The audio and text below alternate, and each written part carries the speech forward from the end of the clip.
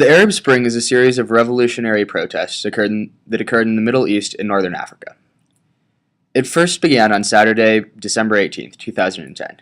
These demonstrations have taken place in Tunisia, Egypt, and Libya, as well as civil uprisings in Bahrain, Syria, and Yemen. Protests have been held in Algeria, Iraq, Jordan, Morocco, and Oman, as well as Kuwait, Lebanon and Saudi Arabia, Sudan, and Western Sahara. The common theme in all of these protests has been people wanting a change from the corrupt dictatorships that have ruled their countries for years upon years. Protesters have used peaceful forms of resistance, which has served to be very effective. Protests have been met with counter demonstrations and often government-facilitated violence. On December 17, 2010, Mohamed Bouazizi, a street vendor, lit himself on fire in a bold protest against the Tunisian government and police officers. He felt that he had been humiliated by the treatment he had received from a female officer. Mohamed Bouazizi kindled the flame that started the Tunisian revolution.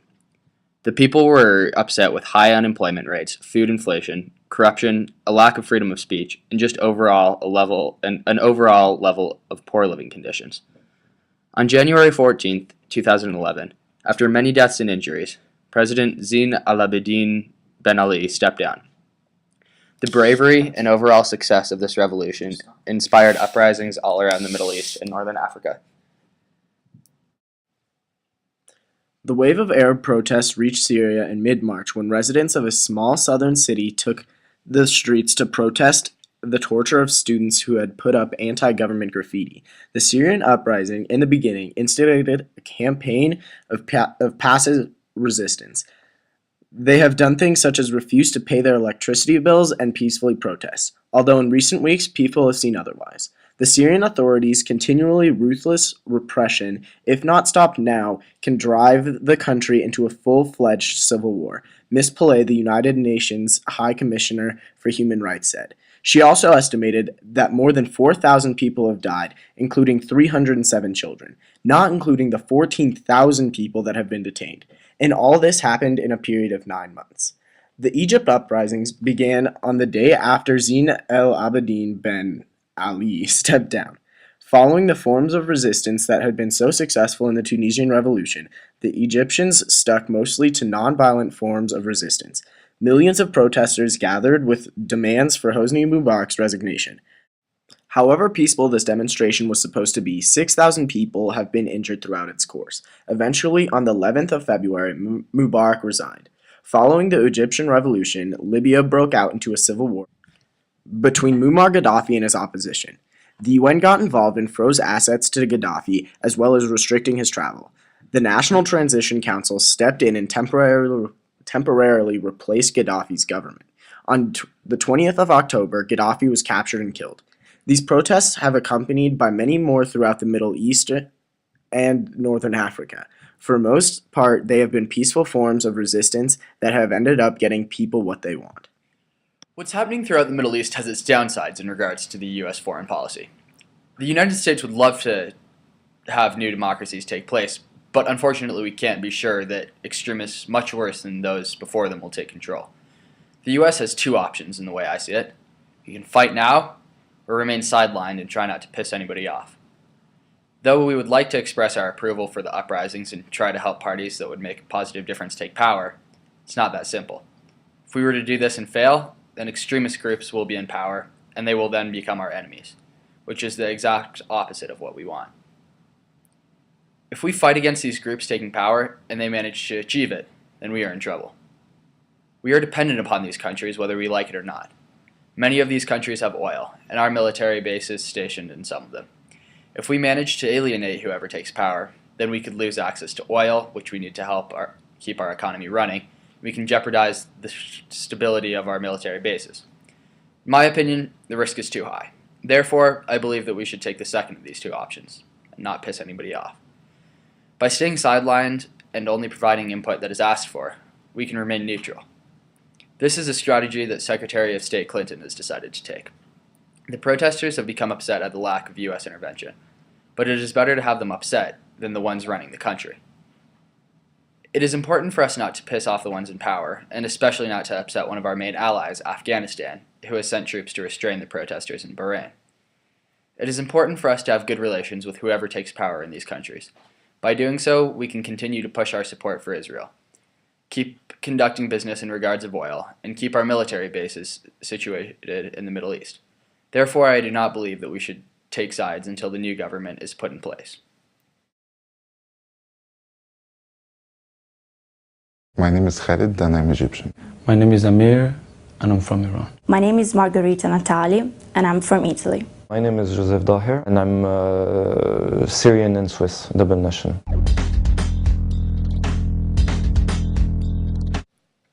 We are currently in the midst of revolutionary protests that will make such a substantial change in the lives of many. How does this make you feel? I'm witnessing what is happening in the Middle East and North Africa with great joy. I feel very proud, optimistic, afraid, worried, a lot of mixed feelings together. There have been political struggle in the past. In Egypt, for more than 10 years, people were resisting. Since the 2000s, since the Intifada in Palestine, you had the biggest social movement in Egypt since the Second World War. In Tunisia also you had political struggle, universities being centers of resistance. So I definitely looking at, with great joy, and of what is happening in the Arab world as a whole.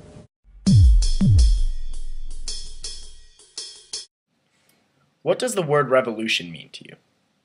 Revolution at this century, it's more like evolution within the society structure.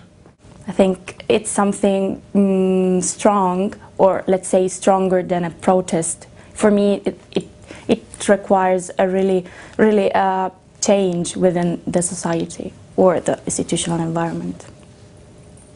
Revolution is a process in my mind. I think people arise first for different reasons. We've seen in Egypt the slogan raised was freedom, independence and social justice. How would you define democracy?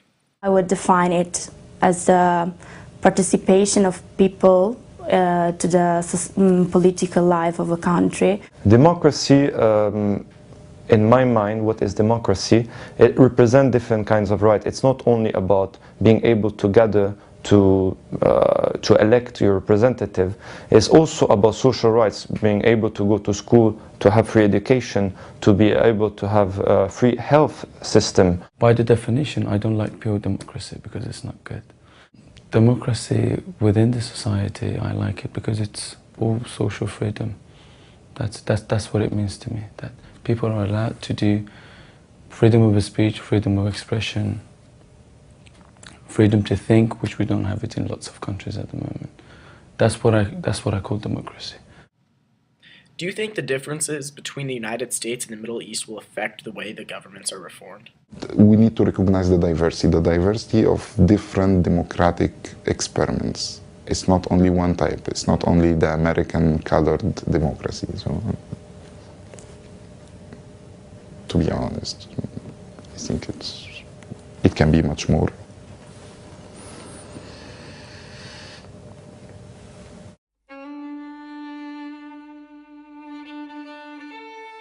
Every 30 years, there's going to be a tsunami of revolutions in different parts of the region of the world. We deconstruct the old regime and we need to build a new, glorious regime. It's very difficult in a so short time to achieve peace and democracy within different states like Libya or Egypt or other states in the Middle East or North Africa. I hope I see a democratic parliamentary government in Iran.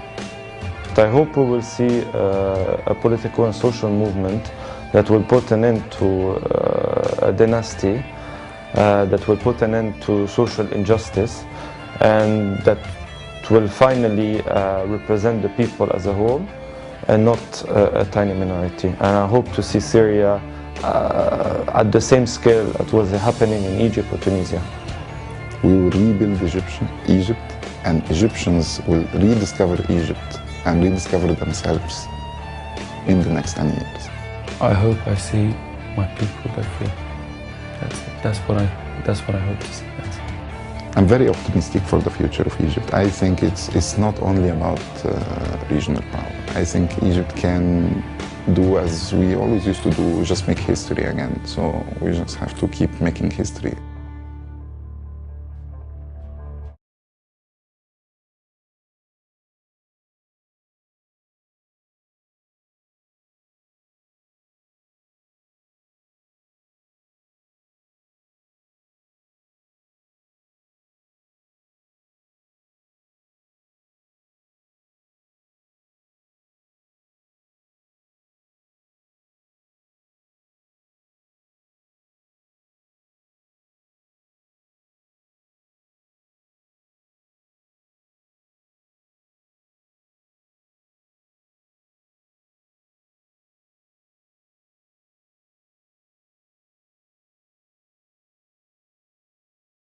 مش تخلق تحكي لي فيك تحب تقول لي حاجه؟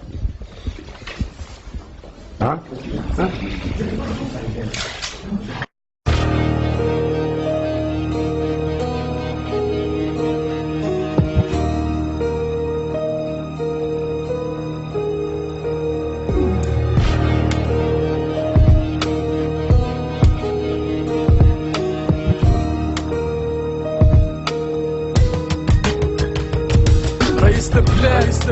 أنا اليوم نحكي معاك باسمي واسم الشعب الكل اللي عايش في الأحلام 2011 مازال فما شكون يموت بالجوع حاب يخدم باش يعيش لكن صوته مش مسموع اهبط للشارع وشوف العباد ولا وحوش شوف الحاكم بالمتراك تاك ما على بالوش مادام ما فما حد باش يقول له كلمة لا حتى القانون اللي في الدستور نفخه وشرب ماه كل نهار نسمع قضية ركبوها له بالسيف برطال حاكم يعرف اللي هو عبد نظيف نشوف في اللحلة تهرب في نسال ما تحاجبين زعما ترضى لبنتك عارف في كلامي يبكي العين عارف مدامك بو ما ترضاش الشر لصغارك الور هذا ميساج عبارة واحد من صغارك يحكي معاك من فرنسا رانا عايشين كل كلاب باش ترى الشعب عايشين الذل وذاقوا من كاس عذاب رئيس البلاد شعبك مات برشا عباد من زبلة ثلاثة هاكا تشوف اش قاعد صاير في البلاد مآسي باردو وناس ما قادش فين تبات هاني نحكي باسم الشعب اللي ظلموا واللي داسوا بالصريح بلاد شعبك مات برشا عباد من زبلة ثلاثة هاكا تشوف اش قاعد صاير في البلاد مآسي باردو وناس ما قادش فين تبات هاني نحكي باسم الشعب اللي ظلموا واللي داسوا بالصريح